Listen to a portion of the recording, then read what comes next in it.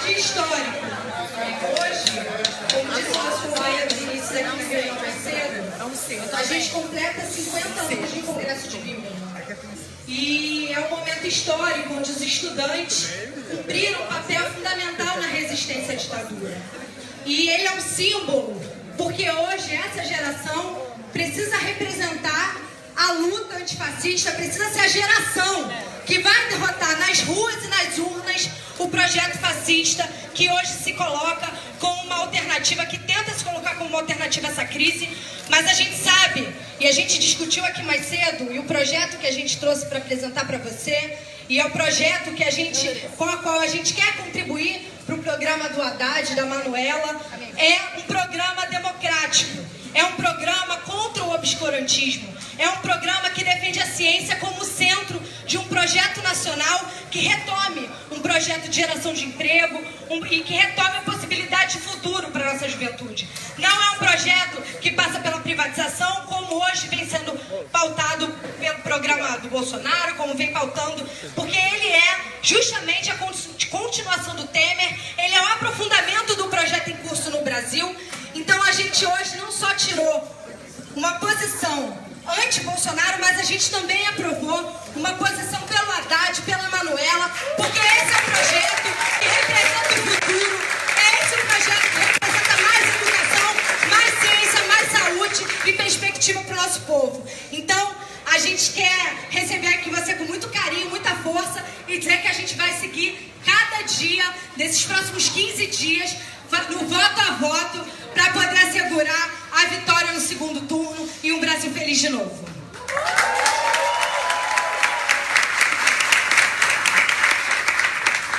Agora nós vamos ouvir o presidente da União Brasileira dos Estudantes Secundaristas, Pedro Gock.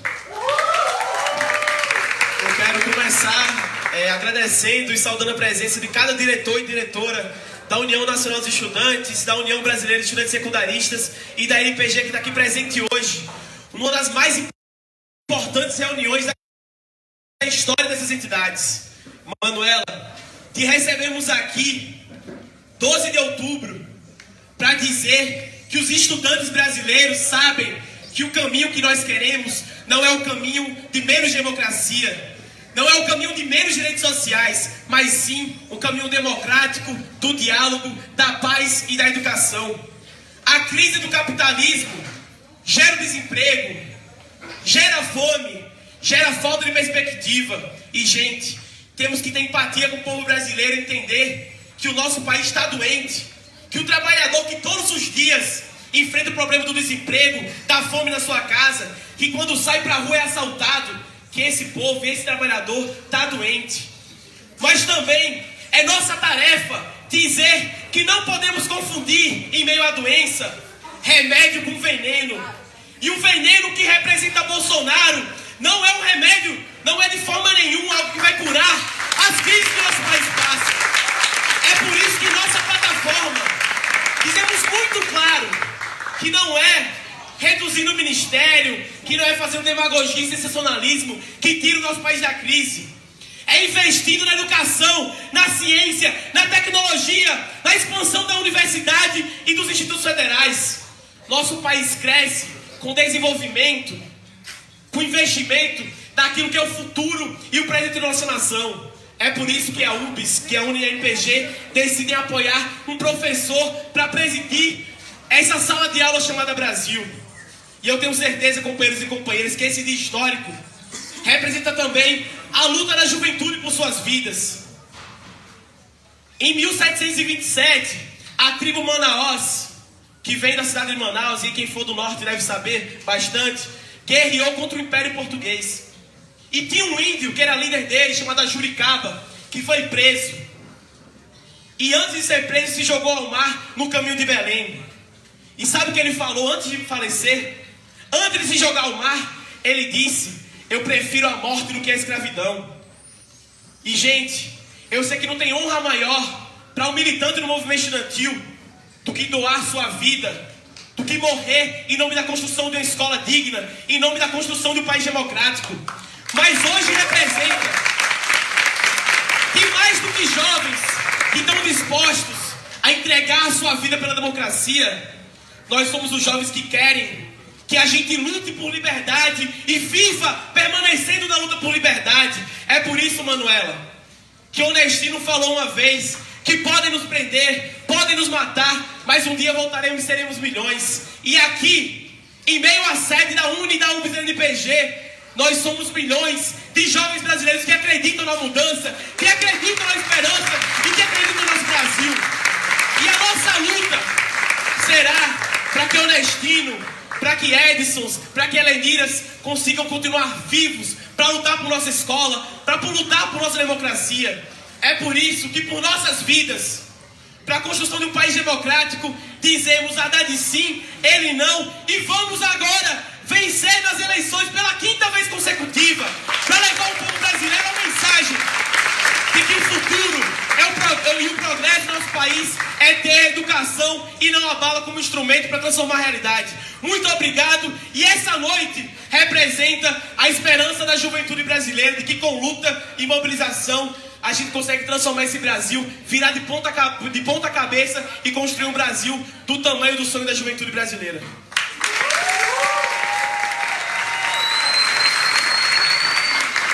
Gente, nós estamos aqui nessa noite com uma candidata à vice-presidência da República do nosso país, que é uma de nós.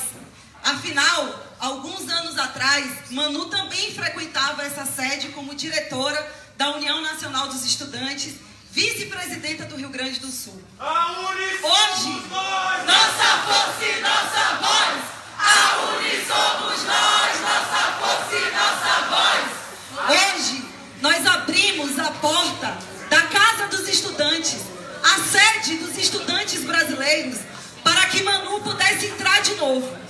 E dessa vez, para receber oficialmente o nosso apoio. O apoio dos jovens que na segunda-feira, quando souberam do resultado das eleições, rapidamente montaram comitês em várias universidades do nosso país para dizer não a Bolsonaro. Mas esses comitês não dizem só não a Bolsonaro. Esses comitês também dizem sim ao professor Haddad e à diretora da União Nacional dos Estudantes, Manuela Dávila. Gente comprometida com nós. Gente que lutou e que construiu Manu na Uni e Haddad no Ministério da Educação. A oportunidade dessa sede está repleta de jovens negros, negras, de mulheres, de gente da periferia. Gente que possibilitou que uma mulher como Jessi pudesse ser vice-presidenta da Uni. Gente que lutou ao nosso lado para construir um Brasil diferente. E se eles querem derrotar, se eles querem destruir esse Brasil, eles precisam saber que nós estamos firmes, que nós estamos de pé, para construir nesse país o país da paz, da educação, do futuro, da oportunidade. Porque o candidato Jair Bolsonaro não tem coragem de pedir de forma firme que os eleitores dele parem de matar os nossos eleitores. Parem de matar a gente, parem de nos agredir nas ruas. E se ele não tem coragem de falar isso, é mais um motivo para nós nos organizarmos e derrotar as suas ideias. Porque não se trata apenas de derrotar um homem, um candidato. Se trata de derrotar as suas ideias e não permitir que o povo brasileiro se torne um povo pautado pelo ódio. Não permitir que o povo brasileiro naturalize mais a violência. Não permitir que o povo brasileiro não valorize a escola e a universidade, deixando ser fechada. Por isso, Manu, que nós estamos hoje, as entidades estudantis, num dia histórico, emocionante, dizendo para você e que você possa levar para o presidente Haddad o nosso apoio. Mas não só o nosso apoio, a nossa dedicação daqui até o dia 28, incondicional, para eleger Haddad e Manuela. Nós aprovamos aqui, e isso é histórico, nós aprovamos aqui de forma unitária e unânime o apoio a essa chapa. E para quem conhece, você conhece a tradição das entidades estudantis, sabe que aqui é um lugar que pulsa a política, que pulsa o debate político, que pulsa a discordância que faz a UNE, a UFES e a NPG serem entidades vivas. Mas hoje, de forma unânime, nós nos entregamos essa carta, que é a Carta dos Estudantes Brasileiros. Aí está contido o que a gente pensa sobre esse segundo turno do nosso país, e nós gritamos bem alto: o fascismo, a violência não passará. Nós somos a esperança, o presente, o futuro do nosso país, e nós estamos aqui, de pé, sendo a cara da nossa geração, dessa geração que luta, dessa geração que não tem medo de hastear a sua bandeira, de colocar o seu adesivo, de conversar com o povo e dizer ao povo que nós não queremos viver no Brasil presidido por Bolsonaro. Nós queremos viver no Brasil presidido pelo professor Haddad e por Manuela Dávila. Viva a luta dos estudantes, viva a democracia, viva os 80 anos da União Nacional dos Estudantes, e com vocês, agora, a candidata à vice-presidência da República dos Estudantes Brasileiros, Manuela Dávila.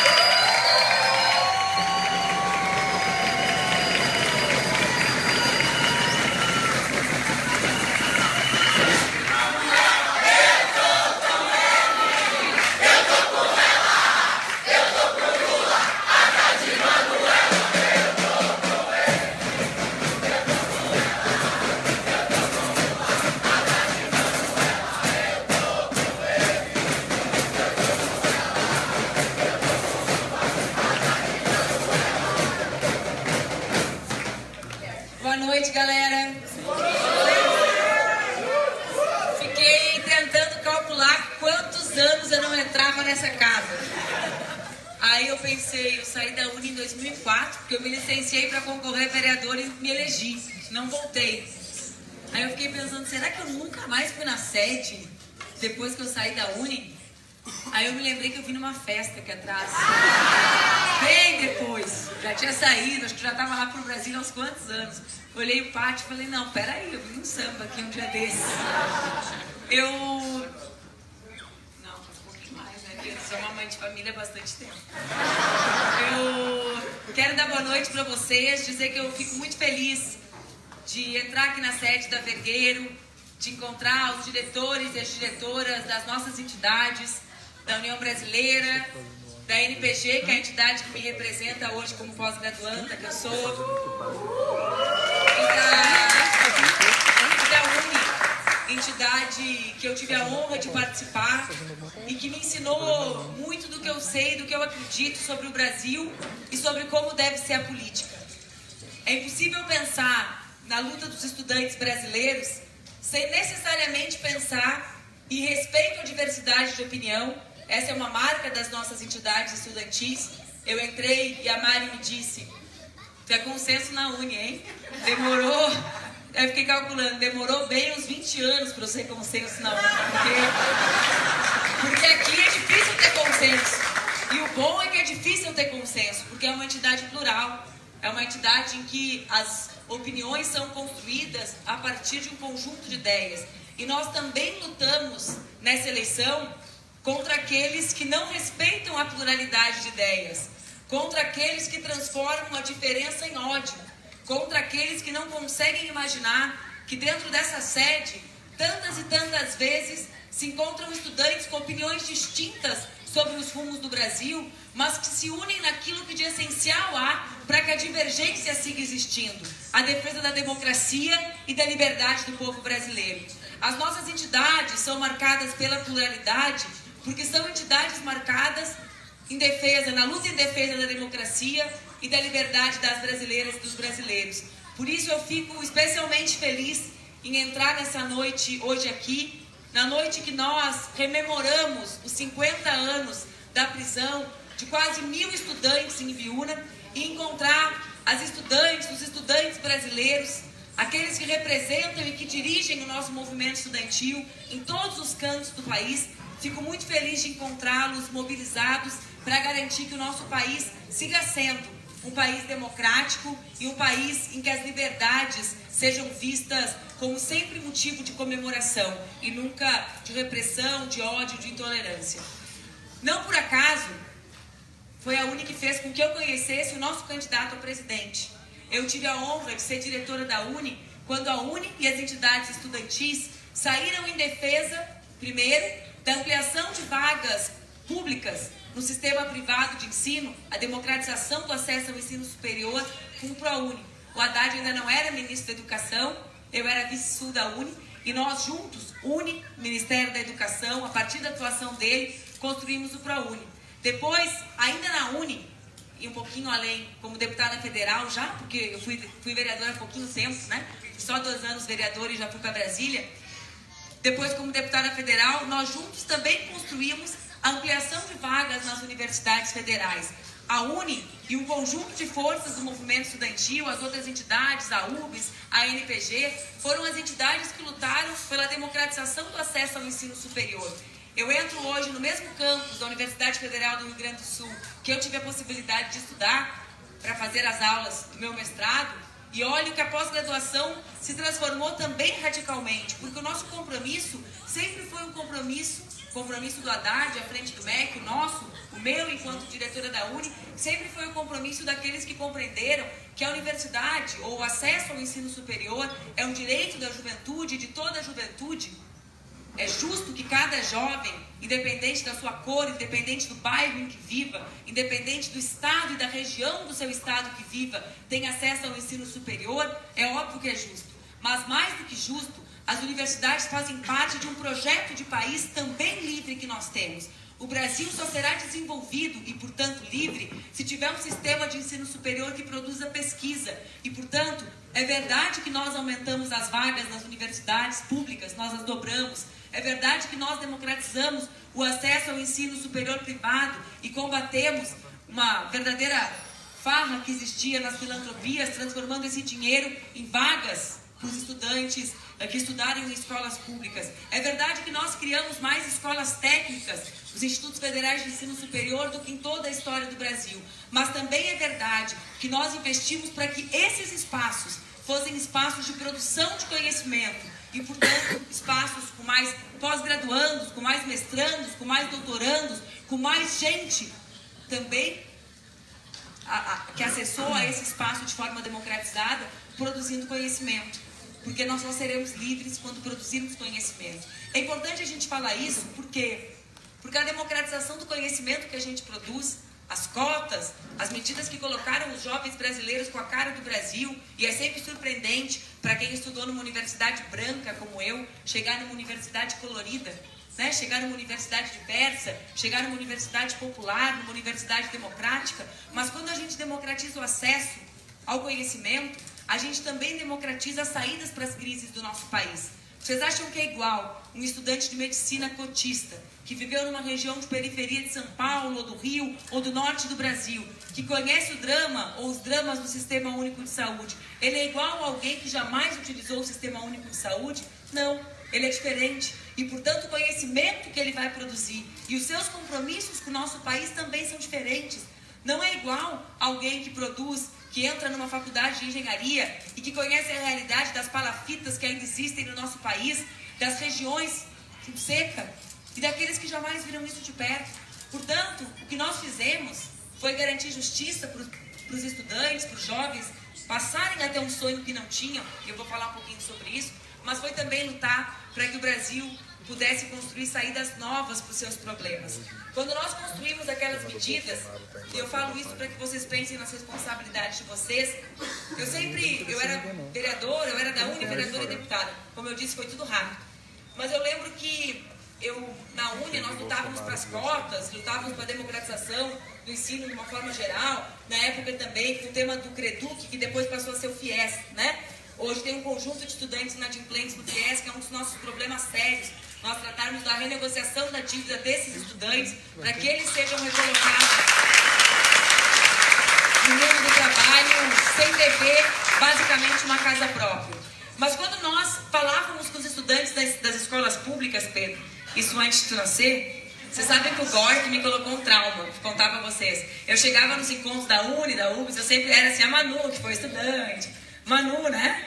Daí um dia ele falou assim, Manu, a gente olha pra ti. Eu pensei, ele vai falar que eu fui da Uni, que eu era estudante. E a gente lembra da nossa mãe.